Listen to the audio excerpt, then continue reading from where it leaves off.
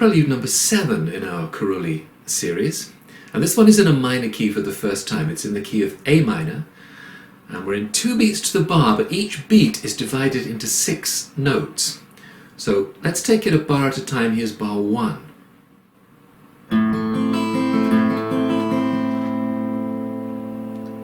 So just holding a normal A minor chord, we're going to pick 5, 3, 2, 1, 2, 3, and then we'll repeat it. 5, 3, 2, 1, 2, 3. Now, so there's various ways you could think of how to count this. Actually, each one of those patterns is 1 beat, so it's technically counting 1, 2. But you might prefer to think of it as 1, 2, 3, 4, 5, 6, 1, 2, 3, 4, 5, 6.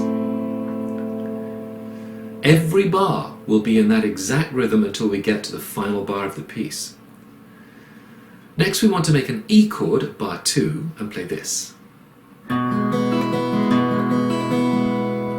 which is an E chord shape, but the bass note is the 5th string. So 5, 3, 2, 1, 2, 3, 5, 3, 2, 1, 2, 3. From this point on, every single bar is going to be a bass note followed by that arpeggio of 3, 2, 1, 2, 3.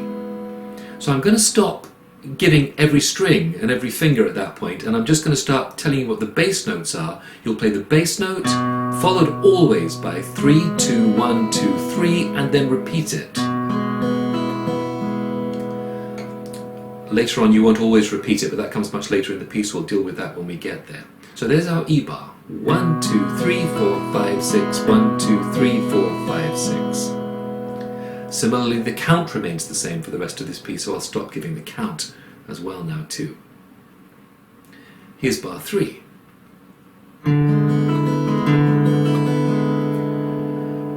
You've got your E chord shape. Open the 4th string to turn it into E7. Bass note is the 4th string, rest of the pattern the same.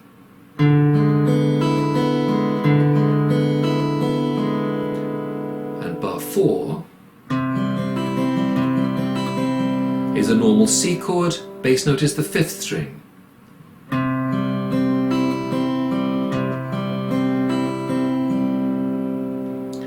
And I'm going to come back every 4 bars and put back together what we've looked at. So here are bars 1 to 4, and I'll play them slowly.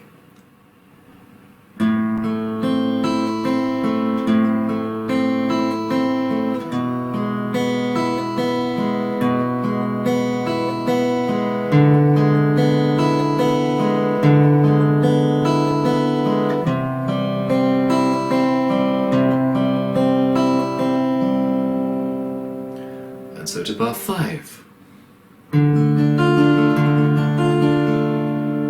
This is a standard D minor chord, bass note is the 4th string.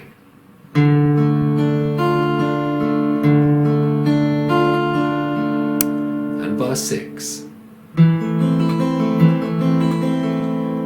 which is a standard A minor chord, but the bass note is the 4th string.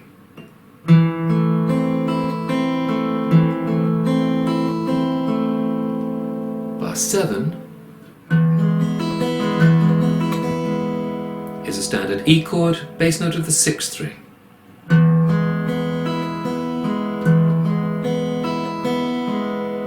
And bar 8. Back to our home chord of A minor, bass note of the 5th string.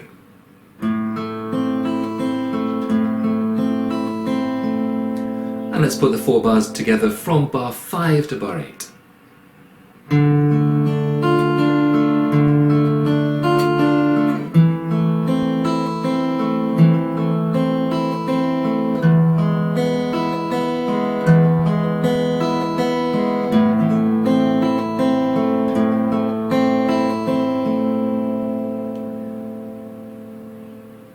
Bar 9.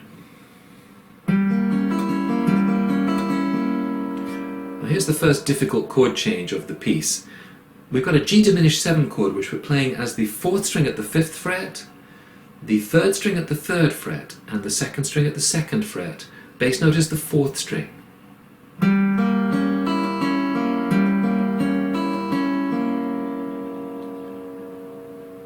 bar 10, another tricky change. D minor over F. You've got an F chord shape, a 4-string F shape, plus the 2nd string at the 3rd fret. I'm playing it as a normal F shape, plus the 2nd string, 3rd fret. You could, if you prefer, make this kind of shape and have just the index finger on the 1st string, 1st fret. You don't need to lay it down. I find it's easier to get into that shape by making the F shape, which I'm familiar with making, and adding the 2nd string at the 3rd fret. Which, by the way, since you're going to play 4 and then 3 before you play 2, you do have a second to put that finger down. But it's not essential. That fingering will be fine too. Bass note is the 4th string.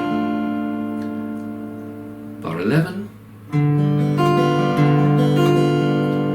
G7 over D is just the 1st string, 1st fret. Bass note is the 4th string. And bar 12 is a C chord, exactly the way we played it at bar 4. Bass note of the 5th string.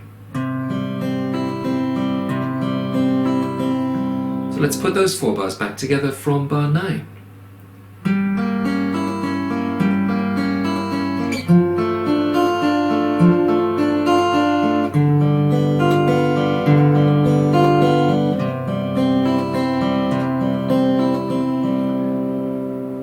Reached bar 13. E7 over B, we've got the 5th string 2nd fret, 3rd string 1st fret, 2nd string 3rd fret, bass note is the 5th string.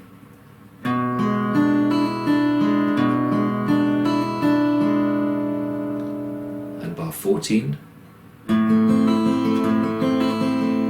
is a standard A minor chord with the bass note of the 5th string.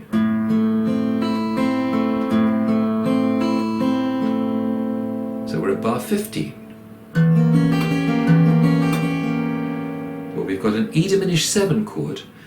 You know your D7 shape, of course, standard D7 shape. Move it up 1 fret and have the 6th string as your bass note. Now you've got an E diminished 7 chord. 6th string is the bass note.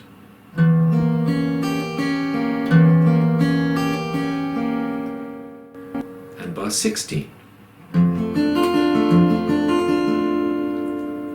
And another tricky change from the E diminished 7 chord. What I do is I have the middle finger here. As the other fingers come away, this one slides on a relaxed string down to the 2nd fret, bar goes in at the 1st fret, and little finger or ring finger, I use the little finger, comes in at the 2nd string, 3rd fret. Nasty little chord. It's D minor over F. 6th string is your bass note.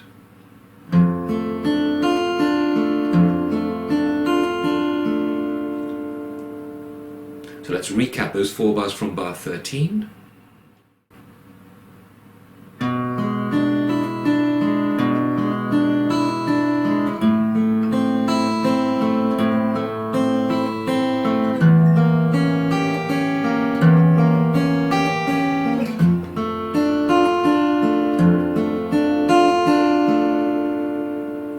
And so to bar 17 as we close in on the end of the piece.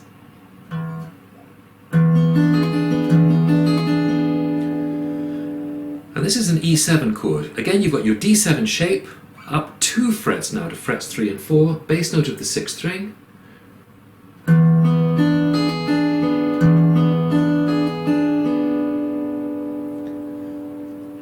To bar 18, and we begin to split a bar with 2 chords now per bar.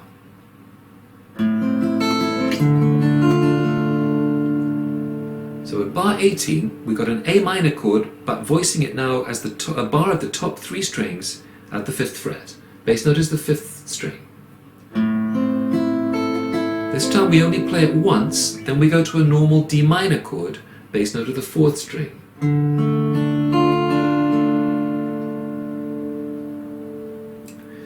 Let me put those 2 bars back together, 17 and 18, because the final 4 bars are going to close out the piece from bar 19. We'll treat those 4 bars as their own phrase. So here are bars 17 and 18 again.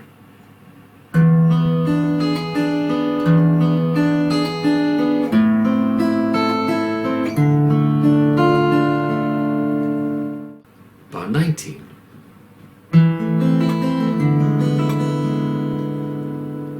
So we start with an A minor chord shape, but the bass note is the 4th string. And it goes to E7 over D. All we need to do is play the 3rd string at the 1st fret. Bass note is the 4th string. Taking us to bar 20.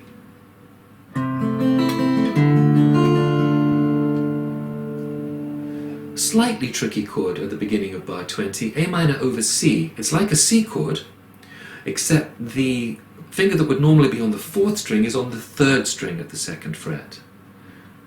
Bass note is the 5th string. To a normal D minor, bass note is the 4th string. Bar 21.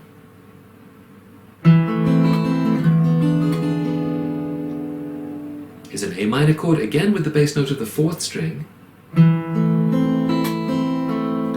to the E7 chord that we played out of the D7 shape before, bass note of the 6th string, and we're going to finish again with our 3-string bar of A minor at the 5th fret. And that ends the piece, so we're slowing it down there. The bass note there is the 5th string, and we play the arpeggio once, and then just hit the 5th string. Again, that finishes the piece. 1, 2, 3, 4, 5, 6, 2, or whatever you want to count that as. And of course, you'll typically be slowing down there. So let me play the whole final line of the tab from bar 19 that brings the piece to a close.